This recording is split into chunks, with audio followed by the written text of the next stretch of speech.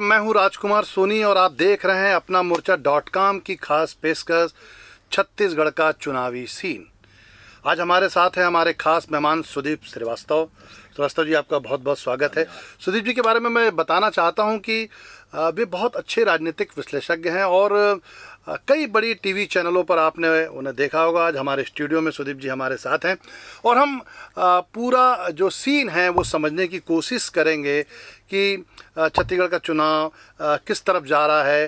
राजनीति की भाषा में एक शब्द होता है, ऊँट किस तरफ बैठेगा।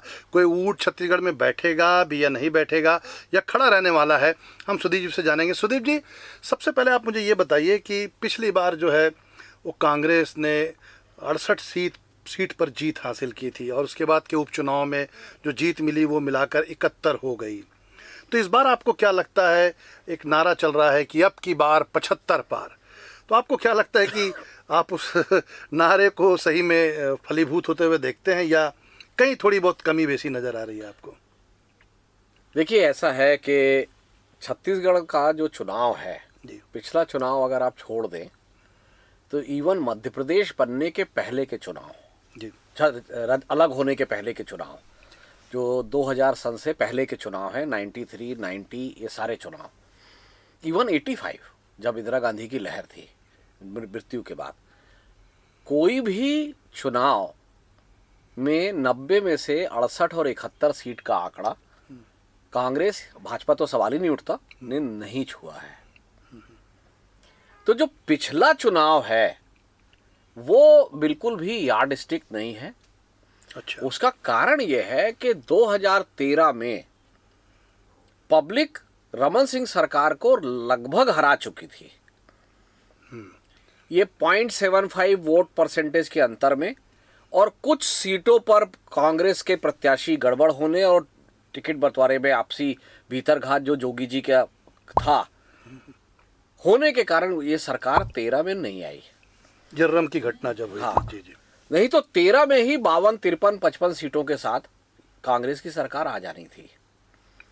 आपको याद होगा कि 13 में जब भाजपा जीत के आ गई थी तो कोई जश्न का माहौल नहीं था कहीं, जैसा 2008 में था जब रमन सिंह ने चावल की स्कीम लॉन्च की और उसके एक साल बाद चुनाव हुआ तो वो लोगों में जश्न का माहौल था। सही कह रहे हैं।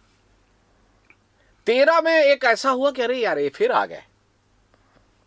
तो 2018 ओवर ड्यू था और पूरा क्रेडिट जाता है भूपेश बघेल को, जो प्रदेश अध्यक्ष रहते हुए उन्होंने 5 साल जबरदस्त कैंपेन चलाया सरकार के खिलाफ। यहां तक कि वो अपनी मां तक को गिरफ्तार कराने के लिए लेके पहुंच गए एसीबी के दफ्तर कि अगर मेरे को आप करना चाहते हो तो मेरी मां भी उसी जमीन के टुकड़े में है तो उनको गिरफ्तार किया जाए। तो इस तरीके का उन्होंने किया। टीएस सिंहदेव नेता प्रतिपक्ष थे, उसके पहले के 2 नेता प्रतिपक्ष कर्मा जी आक्रामक जरूर थे लेकिन सलवा जुडूब के कारण विरोध में नहीं थे वो। चौबे जी सॉफ्ट व्यक्ति है, तो टीएस सिंहदेव भी नेता प्रतिपक्ष के रूप में पहले के नेता प्रतिपक्ष के मुकाबले आक्रामक थे। और पहले के जो 2 नेता प्रतिपक्ष थे उनको तो एक तरह से भारतीय जनता पार्टी, वो मैं नहीं कहना चाहूंगा, नहीं मैं कहना चाहता हूं कि वो उनको मंत्री ही कहा जाता था। हाँ। 14वें मंत्री। हाँ। जी। तो 2018 का जो रिजल्ट है वो ओवर ड्यू था। इसमें ट्रिगर का काम किया जो कांग्रेस ने बोल्ड डिसीजन लेके अजीत जोगी को निकाला। बहुत बढ़िया। वर्कर जो है वो चाहता था कि आदमी बाहर जाए क्योंकि इसके कारण पार्टी हार रही है, और जो नुकसान था कि सतनामी वोट वापस बाहर जाएंगे तो उसकी भरपाई ओबीसी और अपर कास्ट वोटों ने दुगने रूप से आकर की कि भैया इसको तो बाहर निकालो, हम आपको लाना चाहते हैं, इसके कारण नहीं देते।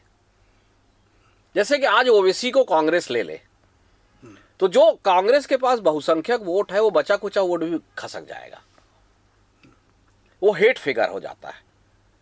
वैसे ही हेट फिगर जोगी जी बन गए थे अपनी आक्रामक राजनीति के कारण कुछ वर्गों के लिए।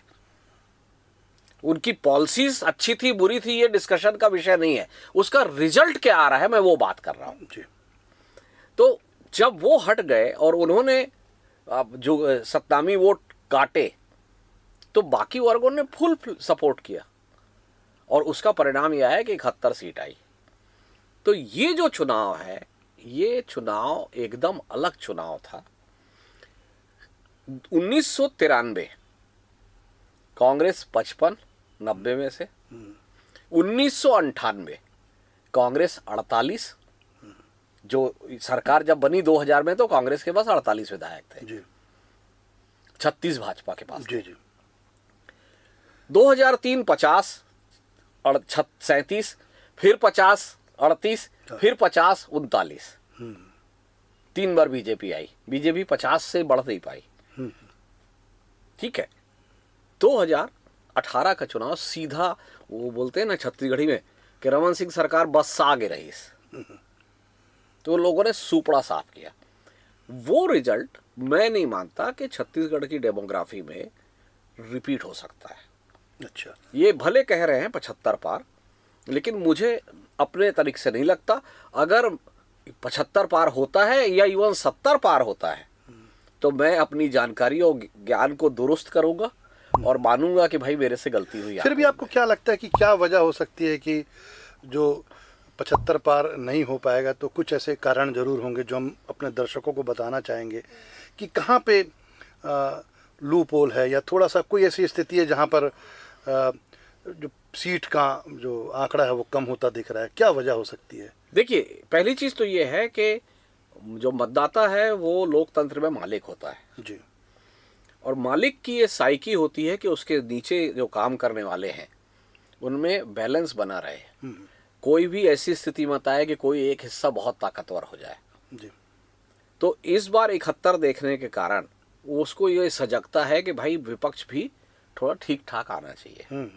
पहली चीज तो ये है। क्योंकि विपक्ष के एक नेता ने कहा था जैसी 68 सीटें आई हाँ तो कहा कि इतना भारी बहुमत देखकर डर लगने लगा है। हाँ, अब दूसरी चीज ये है कि सरकार की इमेज और एमएलए की इमेज। तो एमएलए जैसे 22 काटे गए तो जाहिर बात है पार्टी ने भी स्वीकार किया कि एंटी इनकम्बेंसी थी। ठीक है, जहां नए दिए गए जरूरी नहीं है वो सब नए जीत जाएं, क्योंकि पुराने भी वहां पे भीतरघात करेंगे या खुल के लड़ रहे हैं। वैसे ही जो बच गए हैं जिनके टिकट नहीं काटी गई उनमें से भी कुछ हारने के कगार पे हैं लोकल रीजन के कारण। तो वो जो सीटें घटेंगी वो आपके रिजल्ट में रिफ्लेक्ट करेगा। अब कहां ज्यादा घट सकती जो आप पूछ रहे हैं उसका उत्तर बहुत सिंपल है। जो बस्तर और सरगुजा के इलाके हैं वहां पे बहुत से एमएलए तीसरी टर्म में जा रहे हैं। अच्छा, ठीक है। वो 13 में विपक्ष के विधायक थे, 18 में सत्ता पक्ष के विधायक है और अब फिर लड़ रहे हैं। तो जनता के सामने उनके पास अब कोई बचाव नहीं है कि भाई आप सत्ता में भी आप थे, विपक्ष में भी आप रहे, तो अब आपने अगर काम नहीं किया, अगर आपने परफॉर्म नहीं किया है तो अब कोई कारण नहीं बचता है ना। आप बस्तर का देखिए, बीजेपी भी 2 ही बार बस्तर जीत पाई, 2003 और 2008। जी, 13 और 18 कांग्रेस जीती उसके बाद है। मैदानी इलाकों से उनको 13 और 18 कांग्रेस जीती है। जी, तो वो एक चीज है। अब जैसे महासमुंद एक बहुत इंटरेस्टिंग जिला है।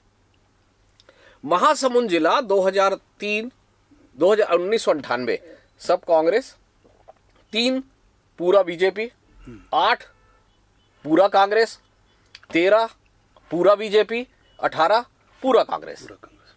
तो वहां का एक जो ट्रेंड है कि वहां के सब विधायक हार जाते हैं केवल लोकल एंटी इनकम्बेंसी कारण। सरकार भले रमन सिंह की बनी रही लेकिन विधायक हारते गए, जीतते गए।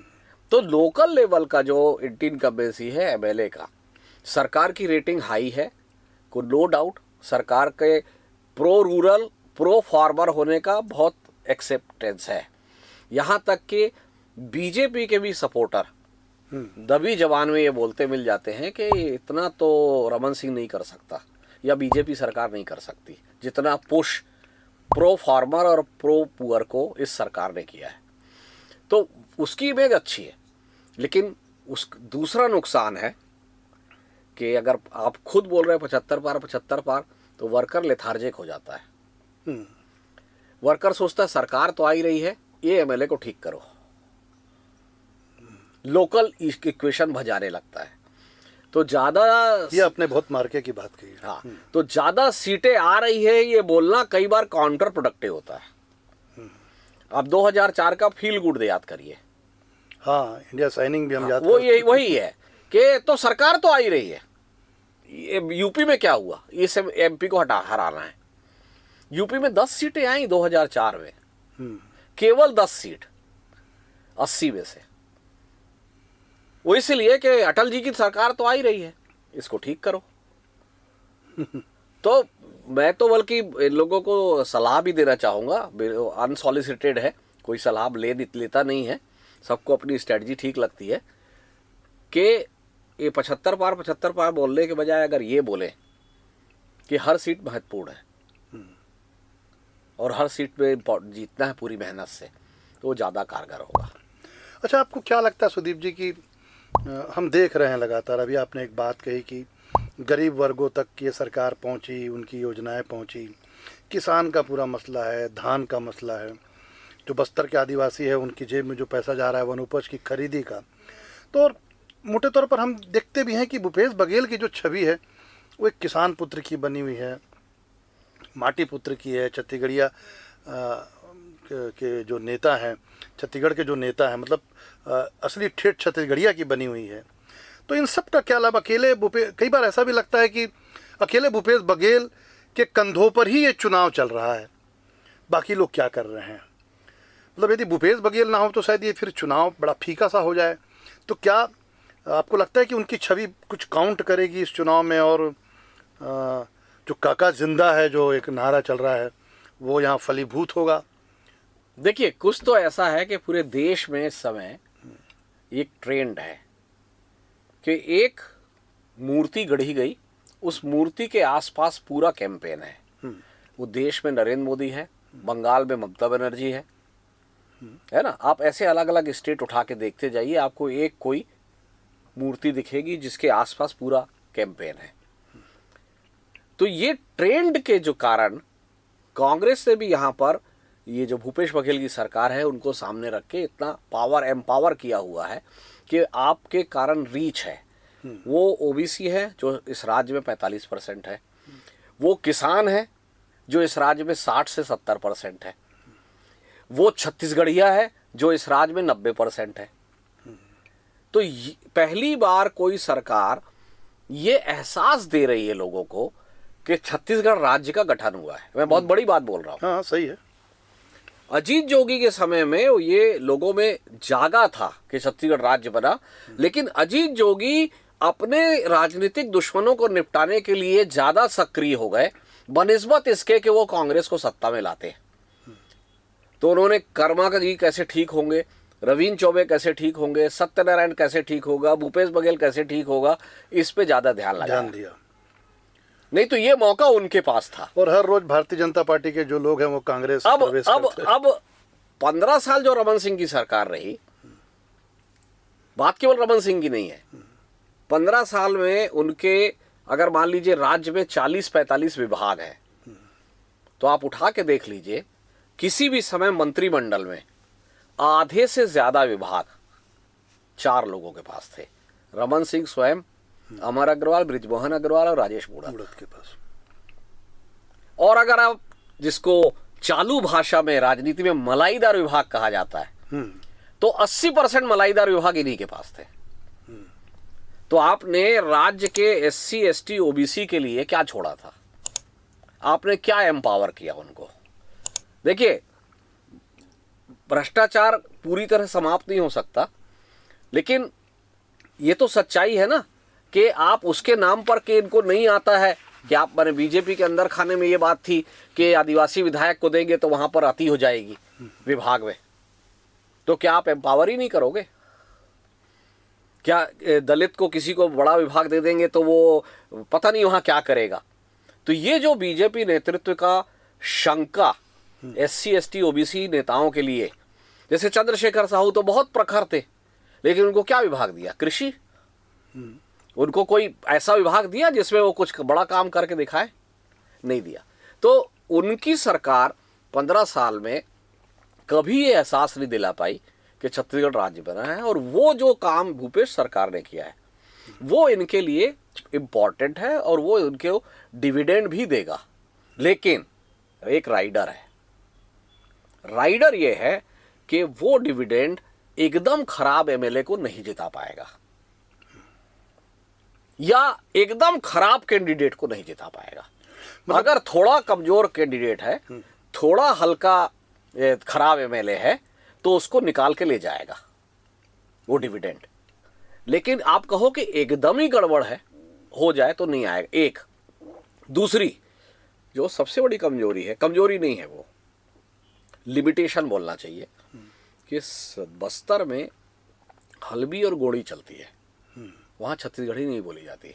सही है। तो जो रीच है ना, वो हिंड्रेंस आता है। कल्चर अलग है बस्तर का। बिल्कुल। सरगुजा में सरगुजिया और सादरी है, उधर भी छत्तीसगढ़ी का रीच कम है। सही कह रहे हैं। तो इन कारणों से भी जो इफेक्ट है वो थोड़ा थोड़ा घटता बढ़ता है। तो इसलिए मैं ये कह रहा हूं बार बार कि इस बार मैदानी हिस्से में कांग्रेस अच्छा करती दिखेगी। दक्षिण और उत्तर को अगर वो 65% बचा लेती है तब भी उसकी बहुत अच्छी सरकार बनेगी। 100% तो दक्षिण उत्तर में मेरे को आता नहीं दिख रहा है पिछले बार। जैसे सरगुजा 14-14 था, नहीं होगा, ऐसा नहीं लगता मेरे को। बस्तर 12 में से 11 और उपचुनाव के बाद पूरा 12 था, तो मुझे नहीं लगता कि होगा। लेकिन 65-70% हम यदि अपने दर्शकों को बताना चाहें तो बस्तर में 12 में से 11 थी, बाद में वो उपचुनाव में 12 हो गई, तो वहाँ कितनी सीटें कम हो सकती है कांग्रेस की, और सरगुजा में कितनी हो सकती है, कुछ ऐसा बता सकते हैं आप? मैं वही कह रहा हूँ ना, 65% तो रिटेन करने की कैपेसिटी है अभी। अच्छा, तो आप उसको 65% को सीटों में कन्वर्ट कर लो। 14 में 9 आ सकती है, 10 आ सकती है, प्लस माइनस 1-2 करके। वैसे यहाँ 8 आ सकती है, 7 आ सकती है, ऐसा प्लस माइनस करके कर सकते हैं। अच्छा, एक बात और देखने को मिल रही है सुदीप जी, वो ये कि यहाँ पर साजा में वो ईश्वर साहू को टिकट दी गई जो भुवनेश्वर के पिता हैं। वैसे ही कवर्धा में वो विजय शर्मा को टिकट दी गई, जिन पर वो एक सांप्रदायिक झंडी फैलाने के उसमें कोई विवाद हुआ था। तो आपको क्या नहीं लगता कि भारतीय जनता पार्टी यहाँ वही धर्मांतरण की बात चल रही है, आप बस्तर क्षेत्र में जानते ही हैं उसको, तो आपको क्या नहीं लगता कि हिंदुत्व के रथ पर सवार होकर छत्तीसगढ़ में भी वो अपनी वैतरणी पार करना चाहती है? मुझे नहीं लगता यहाँ पे कि कोई भारतीय जनता पार्टी के पास ऐसा कोई मसला है, कोई किस मुद्दे पे चुनाव लड़ रही है भाजपा यहाँ? मुझे देखिए बहुत सिंपल है, बीजेपी स्टेट में ना केवल शॉर्ट ऑफ लीडर्स है, इसलिए क्योंकि जो पूरी की पूरी रमन कैबिनेट को दोबारा लड़ा रहे हैं और रमन सिंह को सामने रख रहे हैं, उसी को तो पब्लिक ने नकारा था। सही है ना, उसी को पब्लिक ने नकारा था। उसको पूरी कैबिनेट लड़ रही है। गौरी शंकर अग्रवाल विधानसभा अध्यक्ष भर नहीं लड़ रहे हैं, बाकी सब लड़ रहे हैं। तो कोई नया नेतृत्व वो दे नहीं पाए। अरुण साव को अध्यक्ष बनाया तो वो कहाँ पीछे नेपथ्य में है दिखाई नहीं दे रहे हैं, रमन सिंह ही दिखाई देते हैं। दूसरी चीज है वो शॉर्ट ऑफ आइडियाज भी है। तो short of leader, short of ideas, कि वो कैसे इस सरकार को घेरे, इस सरकार को किस मुद्दे पर लेके जाए। जैसे उन्होंने 3 साल 4 साल बोला कि पैसा 4 किश्तों में आता है, तो पैसा आता तो है, आता तो है ना, 4 किश्तों में आया, चाहे कैसे आया, पैसा आ रहा है। आपने तो दिया ही नहीं था बोल के बोनस। हाँ सही है। धान का बोनस आपने बोल के नहीं दिया, ये बोल के ये तो दे रहे हैं और तुमसे डबल दे रहे हैं। वो 300 था, ये 600 है। फिर दूसरा इन्होंने कहा कि ये भौरा चला रहे हैं, गेड़ी चला रहे हैं, इस पे आपत्ति की कि इससे नहीं होता है, प्रदेश नहीं चलता। तो भौरा गेड़ी तो मतलब फिर तो नरेंद्र मोदी को भी बोलो, नरेंद्र मोदी भी बहुत सांस्कृतिक प्रतीक उठा उठा के बात करते हैं। हाँ, वो सिंग लगा के नृत्य भी करते हैं। तो फिर वो चीज के लिए भाजपा फिर नरेंद्र मोदी पे आपत्ति क्यों नहीं करती, ये भी बात आती है। तो भाजपा ने जो आखिरी में जो थोड़ा बहुत मुद्दा उठाया, एक पीएससी वाला मामला और एक मामला आवास, पीएम आवास का। हाँ, है ना, आवास 3 साल जो नहीं बने बीच में, हालांकि कांग्रेस ने उसको करेक्ट करने का कोशिश किया है, 11 लाख नए आवास मंजूर किए हैं और वो बनाएंगे बोल रहे हैं, लेकिन जो बीच में 3 साल नहीं बने। और पीएससी में बहुत अजीब चीज है। पीएससी में कांग्रेस क्यों डिफेंसिव है ये समझ से परे है। ना मुख्यमंत्री का कोई रिश्तेदार भर्ती हुआ, ना 12 कैबिनेट मंत्री का कोई रिश्तेदार भर्ती हुआ, ना 68 विधायक का कोई रिश्तेदार है, ना 5 सांसद है उनका कोई रिश्तेदार है, फिर भी क्यों डिफेंसिव है? ये शायद यही नहीं समझ रही है कांग्रेस के पीएससी सरकार का सबऑर्डिनेट विभाग नहीं है। पीएससी एक संवैधानिक संस्था है और संवैधानिक संस्था में भले आपने अध्यक्ष आपने बनाया, अध्यक्ष आपके अंडर नहीं है। बिल्कुल। और वहां पे आरोप सबसे बड़ा क्या है कि अध्यक्ष के 4-5 लोग और राज्यपाल के जो सचिव है, जो अधिकारी हैं आईएएस, उनके 2-3 बच्चे, ये बड़ा आरोप है। लेकिन इस पर पता नहीं क्यों कांग्रेस इतना डिफेंसिव है। तो यही 2 मुद्दे जो है बीजेपी थोड़ा बहुत ठीक ठाक उठा पाई है और यही थोड़ा बहुत है। बाकी तो इनका कैंपेन मैंने कहा ना, तो ये जो धर्म के आधारित है, आखिर में इनके पास कुछ नहीं बचता, तो ये इनको फिर वही दिखाई देता है, धर्म का मसला। अभिमन्ता विश्व शर्मा आके बोल रहे हैं अकबर, ठीक है। हाँ। तो अकबर ने तो दीन इलाही चलाया था, तो जो ये मोहम्मद अकबर है ना, इसका अगर आप ग्राउंड पे जाओ तो सबसे ज्यादा काम ये वहां के हिंदुओं का ही कर रहा है। हाँ, और उनकी पत्नी भी हिंदू है। हाँ, और ये पूरे इलाके में इलाज के लिए मुख्यमंत्री तक पहुंचने की जरूरत नहीं होती कवर्धा के आदमी को, वो सारा काम अकबर ही कर देते हैं। तो जो ग्राउंड पे लोकप्रिय है उसको अगर आप इस तरीके का अटैक करोगे तो वो काउंटर प्रोडक्टिव होगा। मैं ये जानना चाह रहा था कि 22 जगह सीट प्रत्याशी बदले गए हैं, तो नए चेहरों पर जो दांव लगा है उससे क्या फर्क दिखाई देता है? हालांकि भारतीय जनता पार्टी ने भी कई जगहों पर अपने नए प्रत्याशी उतारे हैं, तो इससे कोई समीकरण बनता बिगड़ता दिख रहा है? देखिए, जो लोकल लेवल की एंटी इनकम्बेंसी होती है एमएलए की, अगर वो बहुत ज्यादा हो जाए तो प्रत्याशी बदल देना ठीक है, तब जब ये है कि भाई सरकार तो ठीक है, एमएलए ठीक नहीं है। तो ये परसेप्शन इस बार कांग्रेस के लिए बहुत जगह था। अच्छा। और 2008 में बीजेपी के लिए भी था। अगर आपको याद करो तो बीजेपी ने भी 2008 में 50 में से 18 बदले थे। 50 में से 18 बदले, माने डोंगरगढ़ एक सीट है जिसको बीजेपी ने 3 बार जीता, तीनों बार प्रत्याशी बदल के। हाँ, सही है, सही कह रहे हैं। विनोद खांडेकर, फिर श्री राम भारती, फिर एक कोई और तीसरा कैंडिडेट, ऐसे करके 3 बार बदले और तीनों बार जीते। तो अगर पार्टी के लिए, सरकार के लिए आक्रोश नहीं है, केवल कैंडिडेट एमएलए के लिए आक्रोश है, तो बदल देना बेहतर है। तब बेहतर है जब वहां आपके पास उचित रिप्लेसमेंट हो। दूसरा, जब एमएलए जो जा रहा है छोड़ के, उसको कंट्रोल करने की आप में कैपेसिटी हो। तो 22 में से मैं 3-4 जगह सुन रहा हूं बगावत हो रही है, बाकी जगह तो इन्होंने कंट्रोल कर रखा है। तो मतलब आप ये मानते हैं कि कोई बहुत ज़्यादा फर्क नहीं पड़ेगा यदि बागी नुकसान भी पहुंचाए तो? नहीं, अभी जो एक इंटरेस्टिंग चीज मैं नोट कर रहा हूं, हाँ। बीजेपी की ज्यादा स्ट्रेटजी इस बात पर है कि हमारे वोट तो नहीं बढ़ रहे हैं, कांग्रेस के वोट घटे कैसे। अच्छा। आप लिस्ट उठाइए, आम आदमी पार्टी, दिल्ली में कुछ भी झगड़ा हो इनका भाजपा से, यहां आम आदमी पार्टी की लिस्ट देख के लगता है कि वो बीजेपी को मदद कर रही है।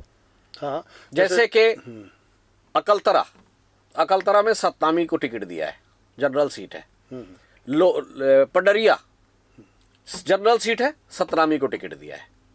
खल्लारी जनरल सीट है लेकिन 30% आदिवासी है, आदिवासी को टिकट दिया है। जोगी कांग्रेस ऐसे ही बहुत जगह जनरल सीटों पर टिकट दे रही है। सही है। सर्व आदिवासी समाज की जो पार्टी है उसके कैंडिडेट इसी तरीके के हैं। सर्व आदिवासी दल जो कन्वर्टेड क्रिश्चियन का जो फैक्शन चुनाव लड़ रहा है, उसके कैंडिडेट ऐसे। तो बीजेपी की जो स्ट्रेटजी है, मुझे लगता है इस बात पर ज्यादा है कि आधा 1-1% वोट भी अगर ये छोटी पार्टियां काटे तो 3-4% ये नीचे लाएंगे कांग्रेस को। 3-4% ओवरऑल एंटी इनकम्बेंसी नीचे लाती है। 6 अब बचा 4%, क्योंकि पिछले बार 10% का अंतर था। तो 10% के अंतर को अगर हम 4 पे ले आते हैं तो सीटें उस हिसाब से फिर प्रोपोर्शनेटली चेंज होगी। फिर बचा हुआ चुनाव वोट लड़ेंगे। ये उनकी रणनीति लगती है मुझे देख के। पूरी की पूरी पार्टी आप ध्यान दीजिए, सभी पार्टियों के कैंडिडेट चयन इसी तरीके से हो रहा है। हाँ, छोटी पार्टियों ने, जैसे अभी जोगी कांग्रेस ने, कांग्रेस से जो जिनको टिकट नहीं मिली उन्हें टिकट दे रही। कई जगह पे जाति के आधार पर जो है प्रत्याशी आम आदमी पार्टी ने उतारे।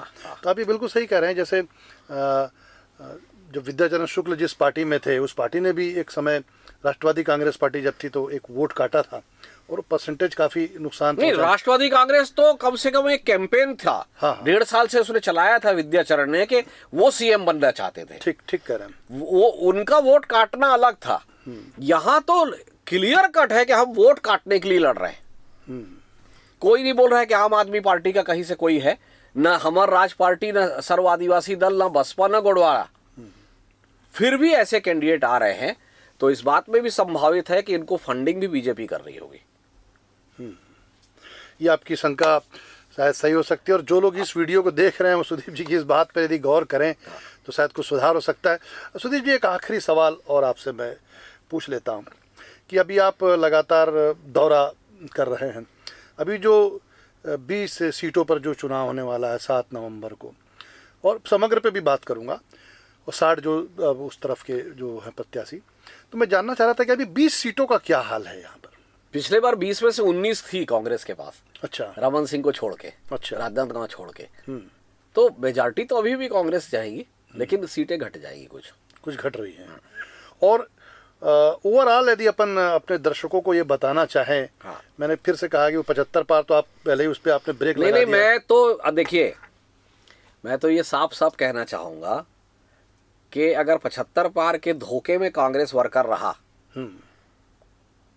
तो अपनी सरकार को वो 55 के नीचे ले आएगा। अच्छा।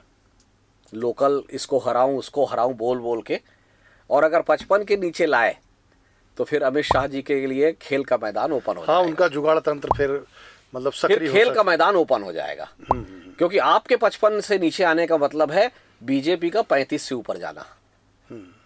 सही कह रहे हैं। और 35 से ऊपर जाने का मतलब स्ट्राइकिंग डिस्टेंस पे आना। तो अगर कांग्रेस वर्कर इस मुगालते में हैं और लीडर भी इस मुगालते में है कि हम 75 पार जा रहे हैं, तो उनको मेरे ख्याल से रीथिंक करने की जरूरत है। लेकिन ये कल्पना करिए, हालांकि ये बड़ा काल्पनिक सवाल जैसा है, लेकिन यदि सही में ऐसा हो गया तो आप इसको चमत्कार मानेंगे? नहीं, चमत्कार नहीं है। पहली बात तो ऐसा होगा नहीं। यदि मान लीजिए 75 के पार हो गया, होगा तो केवल एक और एक चीज पे होगा, वो धान की कीमत पे होगा। अच्छा। जो देखिए, अभी घोषणा पत्र आया नहीं है कांग्रेस का। हाँ, घोषणा पत्र आने के बाद आप मेरे से दोबारा बात कर लीजिएगा एक बार। हाँ। मैं जो भी करेक्शन है वो कर दूंगा। हाँ। लेकिन अभी तो ये है जैसे कर्जा माफी, क्योंकि घोषणा पत्र आने के बाद ही दशा दिशा तय नहीं, अभी तो कर्जा माफी जैसे इन्होंने अनाउंस कर दिया। हाँ। अब बीजेपी भी अपने घोषणा पत्र में कर्जा माफी, धान, ये सब बोलने वाली है वो। हाँ। हालांकि नरेंद्र मोदी के ही विरोध में, नरेंद्र मोदी के विरोध करने के कारण रमन सिंह सरकार बोनस नहीं दे पाई थी। सही है, ये फैक्ट है ये। उसके बाद भी ये कुछ ना कुछ बोलने वाले हैं। अब देखना ये होगा कि ये कहेंगे कि हमने कहा तो किया, ये कह के नहीं किए थे। सही है। तो भरोसा किस पे करेगी पब्लिक? हाँ, भरोसे पर एक बात याद आ रही है मुझे कि पिछले दिनों में कुछ ग्रामीणों से मिला तो उन्होंने कहा कि यदि भारतीय जनता पार्टी 4000 रुपए कर देगी तब भी उसको वोट नहीं दिया जाएगा। हाँ, बड़े एक शंका है ना कि ये तो बोलता है करता नहीं है। हाँ, मतलब ये इस तरह की बात यदि ग्रामीण इसको बोलते हैं ट्रस्ट डेफिसिट। हाँ, ट्रस्ट डेफिसिट है बीजेपी के क्लेम के साथ। कांग्रेस ने चूंकि परफॉर्म किया है इसलिए वो ट्रस्ट डेफिसिट नहीं। इसलिए उनका एक स्लोगन भी चल रहा है, भरोसे की सरकार। हाँ, वो इसीलिए चला रहा है। वो शायद इसलिए चल रहा है। तो चलिए, आज हमने बातचीत की सुदीप जी से, सुदीप श्रीवास्तव जी से, और मैं समझता हूं कि उनकी बातचीत से आप सबको निश्चित रूप से कोई जानकारी मिली होगी। कुल मिला के लब्बुल लुआब ये है, सुदीप जी ये कहना चाहते हैं अपनी पूरी बातचीत में कि कांग्रेस के कार्यकर्ताओं को और कांग्रेस जनों को बहुत ज़्यादा, मतलब जिसको कह सकते हैं अति आत्मविश्वास कह सकते हैं, उसमें रहने की ज़रूरत नहीं है। 75 पार का कोई जो नारा है वो दिखने में तो ठीक लग रहा है, लेकिन वैसी स्थिति बनते हुए नहीं दिख रही है। पिछले बार अमित शाह जी ने 65 पार बोला था जी, और वो 15 पे आगे रुक गए। जी जी जी। वो जो 65 पार ओवरऑल लोगों को क्या लगा, अमित शाह गृह मंत्री है, अमित शाह केंद्र के आईबी रिपोर्ट के बेसिस पे बोल रहे हैं जी। तो आईबी रिपोर्ट जब इतनी बढ़िया है हमारी इंटेलिजेंस रिपोर्ट के हम 65 आ रहे हैं, तब तो फिर मतलब है कि कोई बात ही नहीं है। हाँ, तो जो सुदीप जी कह रहे हैं वो अमित शाह वाले बयान को भी अंडरलाइन करके देखने की ज़रूरत है कि वो आर पार का कोई मामला ना होते हुए यदि बहुत निष्ठा और उससे काम करने की जो बात है वो सामने रहे तो ज़्यादा ठीक होगा। और हम उम्मीद करते हैं कि इस राज्य को कोई ऐसी सरकार मिलेगी जो जनता के लिए काम करेगी और यहाँ पर सांप्रदायिकता कभी हावी नहीं हो पाएगी। इस उम्मीद के साथ आज की बातचीत को हम यहीं समाप्त करते हैं। नमस्कार। और जल्दी हम सुदीप जी आपसे फिर मुझे लगता है कि घोषणा पत्र के बाद एक बार और चलिए आपसे चर्चा करनी पड़ेगी। धन्यवाद, आपने मुझे बुलाया। बहुत बहुत शुक्रिया।